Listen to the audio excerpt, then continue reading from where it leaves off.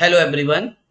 आज के इस सेशन में मैं प्रोबेबिलिटी के दूसरे लेक्चर में आपसे डिस्कस करने वाला हूं प्रीवियस ईयर क्वेश्चन पेपर जो कि मैंने पिछले लेक्चर में डिस्कस किए थे। उसी बेस्ड कॉन्सेप्ट पे आज हम एनटीएससी में जो भी क्वेश्चन पेपर्स आए हैं प्रीवियस ईयर्स में उनको डिस्कस करेंगे। साथ ही जो भी रिलेटेड कॉन्सेप्ट होगा related to probability and other things we will also discuss in the lecture.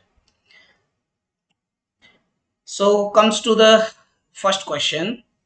It is not the question but the basic thing about the probability that are very important as like that. जैसे कि इसमें पूछा गया है कि probability किसी एक event के लिए, जैसे मान लीजिए आपके पास कोई इवेंट हो गया ई, अगर उसकी प्रोबेबिलिटी की बात करी जाए plus probability of not an event, that means probability of complement, कितनी प्रोबेबिलिटी होती है इसके लिए मैंने आपको बताया था पिछले लेक्चर में कि इसकी प्रोबेबिलिटी 1 आती है।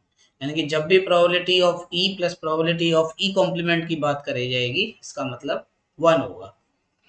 नेक्स्ट क्वेश्चन इसमें है कि the probability of an event that can not happen is, यानी कि एक ऐसा इवेंट जो हैपन ही नहीं होता या हो सकता उसकी प्रोबेबिलिटी कितनी होगी? 0, राइट। और ऐसे इवेंट को क्या कहा जाता है? सच event is called impossible event, right. इस ब्लैंक स्पेस में क्या आएगा? Impossible event. All right. The third question is that the probability of an event that is certain to happen, यानी कि here is the surety of the happening of an event, means the probability of that event should be 1. And when the probability is 1, that this event is called the sure event. I have already discussed this thing. Okay. The sum of the probabilities of all the elementary events. यहां पर elementary events को मैंने पिछले lecture में भी आपसे discuss किया था। elementary event कहें या फिर simple event कहें, आपको पता होगा सिंपल इवेंट का मतलब क्या होता है। एक ऐसा इवेंट जिसमें, यानी कि एक ऐसा ई जिसके कलेक्शन में केवल सिंगलटन एलिमेंट होता है, या कहूं तो सिंगलटन सेट जो होता है उसे हम क्या कहते हैं? Simple event. एलिमेंट्री इवेंट का मतलब क्या है? एलिमेंट्री इवेंट भी वही सिंपल इवेंट है। और यहां पर कह रहा है sum of the probabilities of all elementary events, यानी कि जो भी आपका सैंपल स्पेस होगा, सपोज करिए if you have any sample space S, और इसमें मान लीजिए कि मेरे पास W1 W2 and these are the outcomes, and whenever we want to find the probability of W1, probability of W2 and probability of Wn, इस तरीके की सारी प्रोबेबिलिटीज को जब मैं ऐड करूंगा तो फाइनल रिजल्ट मेरा कितना आएगा? 1 आएगा। क्यों आएगा? क्योंकि जो फेवरेबल आउटकम्स होंगे वो तो 1 ही होगा, और टोटल आउटकम्स यहाँ पर कितने हैं? 1 n। तो इसका मतलब ये होगा कि 1/n, क्योंकि ऑल एलिमेंट्री इवेंट्स की बात हो रही है, तो 1/n जब ये ऐड होता जाएगा तो ये कंप्लीटली n/n बन जाएगा, जिसका रिजल्ट कितना आ जाएगा? 1। तो इस फोर्थ का जो आंसर होगा द प्रोबेबिलिटी, यानी कि sum of the probabilities of all elementary events, ये कितना आ जाएगा? हमारा 1 आ जाएगा।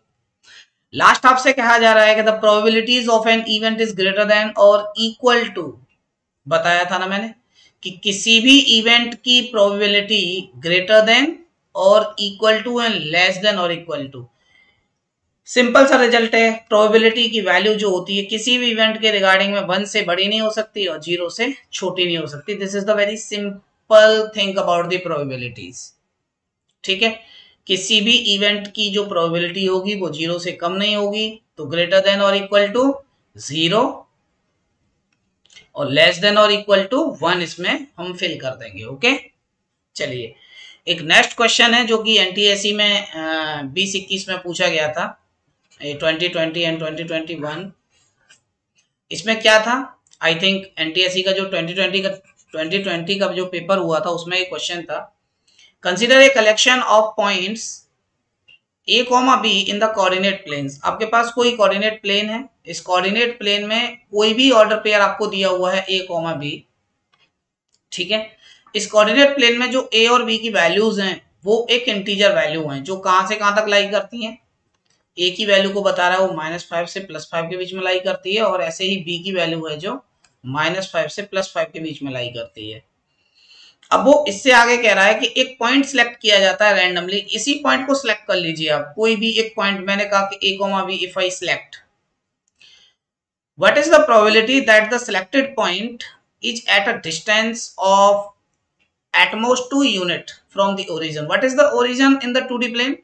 This is the origin point and this is the origin. Here the coordinates are 0, 0, and you know that the distance of any 2 points in the 2D plane is given by, from the origin, right, is a square plus b square. This is the distance.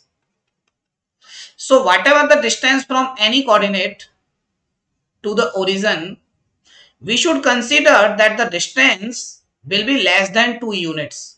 So here we take some examples regarding the coordinates, as like this is 0, 0, and suppose any coordinate here 1, 0.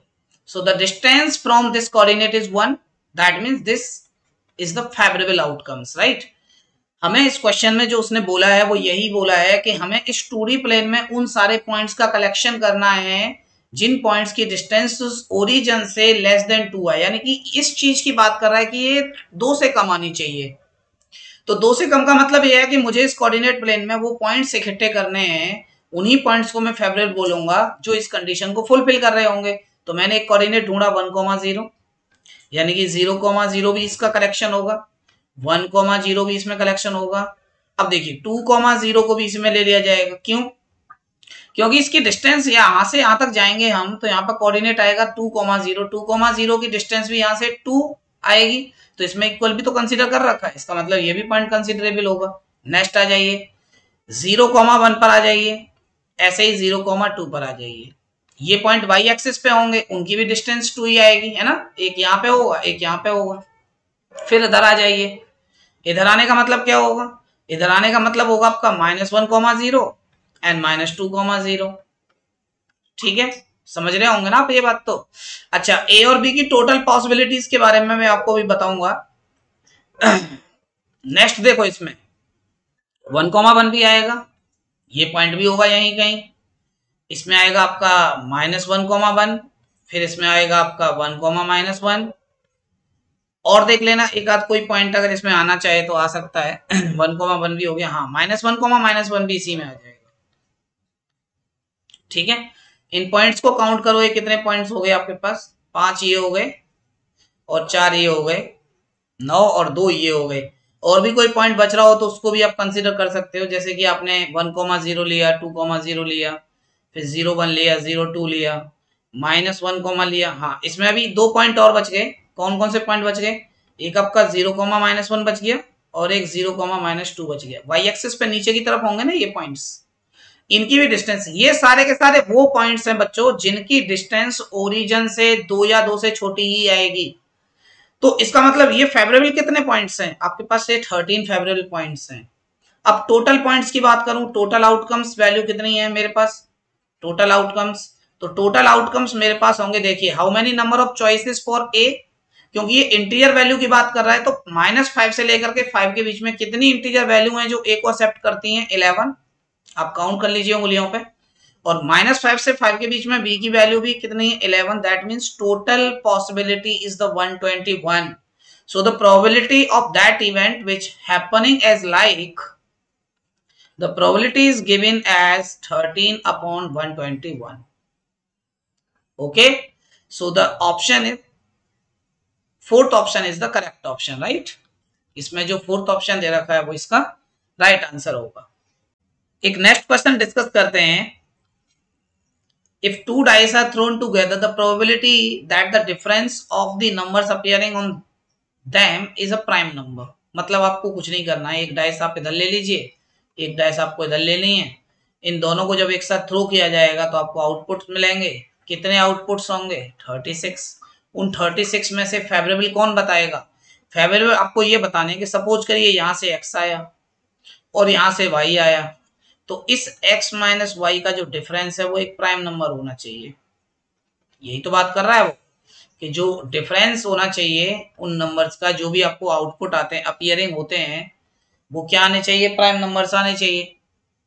तो suppose करो कि मैंने एक toss किया, और prime numbers का मतलब क्या होता है, आपको जो भी प्राइम नंबर मिलेंगे, डिफरेंस की बात कर रहा हूं, तो 2 मिल सकता है, 3 मिल सकता है और 5 मिल सकता है, बस इनकी पॉसिबिलिटी तो देखनी है। 7 तो कभी मिल ही नहीं सकता।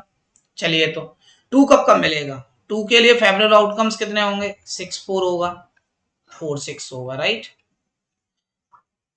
चलिए और देखिए, 5 3 होगा तो 3 5 भी होगा, और देखिए 4 2 होगा तो 2 4 भी होगा, 3 1 होगा तो 1 3 भी होगा।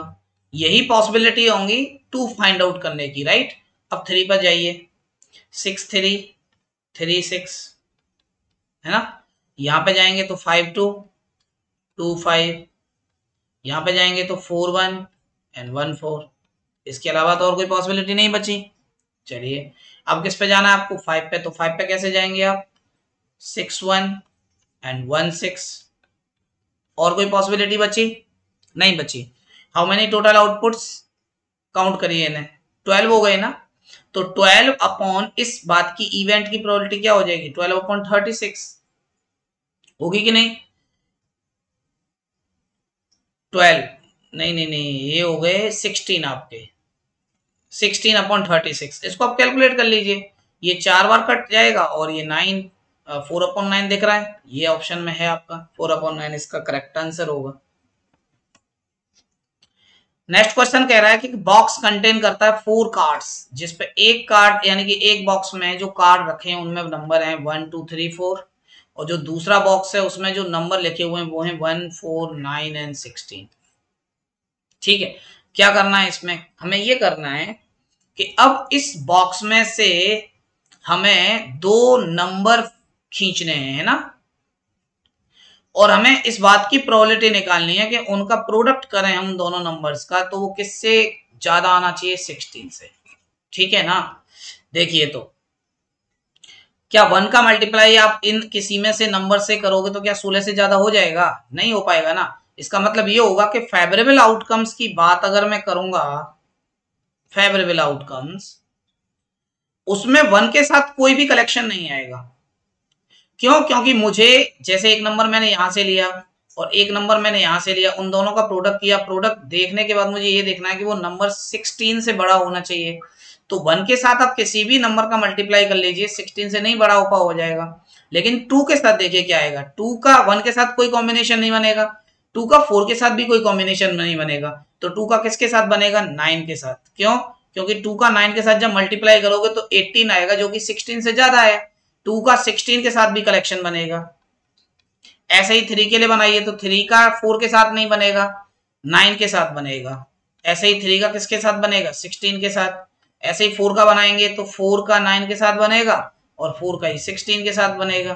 तो टोटल पॉसिबल आउटकम्स कितने हो गए, फेवरेबल आउटकम्स कितने हुए, फेवरेबल हुए आपके 2 6। ठीक है, और टोटल आउटपुट कितने हैं आपके पास, 4 इसकी पॉसिबिलिटी 4 इसकी पॉसिबिलिटी, तो टोटल हो गई आपकी 16। 16 पॉसिबिलिटी टोटल पॉसिबिलिटी है, 6 पॉसिबिलिटी आपकी फेवरेबल है। तो प्रोबेबिलिटी निकालने का मतलब होगा इस इवेंट की कि 6 अपॉन 16 किया जाए, और 6 अपॉन 16 को आप कैलकुलेट करोगे तो 3 अपॉन 8 आएगा आई थिंक। ठीक है, तो इसकी प्रोबेबिलिटी आ जाएगी आपकी 3 अपॉन 8। प्रोबेबिलिटी में जो भी और क्वेश्चंस हैं जो एनटीएससी में आए हैं या फिर एनटीएससी बेस्ड क्वेश्चंस होंगे in the board examination or any other, I will discuss in the next lecture of the probability. You can continue with my YouTube channel. If you like this video and subscribe my channel and push the bell icon, then you will get the next notification of my next video related to probability. So you can continue with my channel. Thank you. Bye bye and take care.